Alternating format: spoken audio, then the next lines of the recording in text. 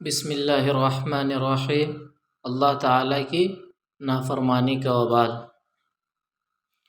اللہ تعالیٰ نے تمام انسانوں کو جن باتوں پر چلنے کا حکم دیا ہے اسی کے مطابق چلنا ضروری ہے۔ اس کے خلاف زندگی گزارنا اور اللہ تعالیٰ کے حکموں کو نہ ماننا بڑے نقصان کا ذریعہ ہے۔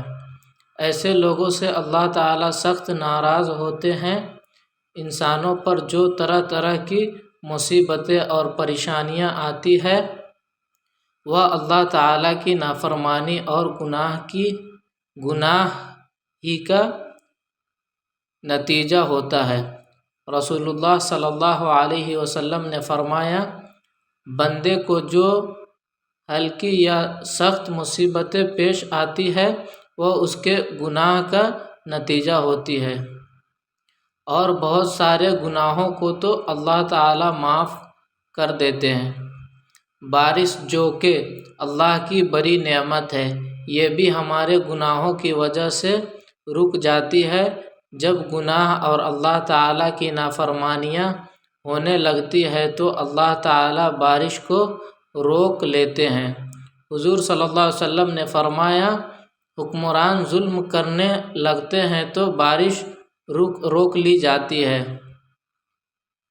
پچھلی قوم جو اللہ تعالیٰ کی نافرمانی کی وجہ سے عذاب بھی آ چکی ہے۔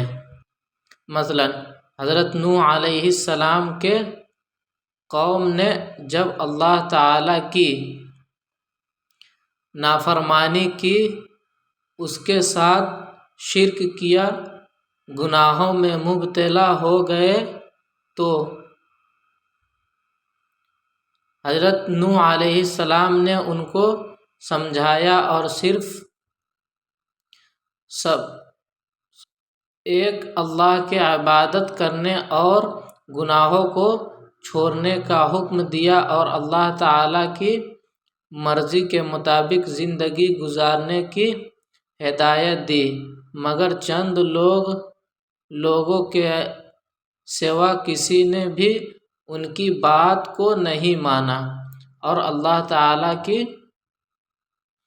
نافرمانی میں حد سے آگے بڑھتے چلے گئے، تو اللہ تعالیٰ نے اس قوم پر اپنا عذاب نازل کیا اور ایک طوفانی سیلاب کے ذریعے تمام کافروں کو ہلاک کر دیا۔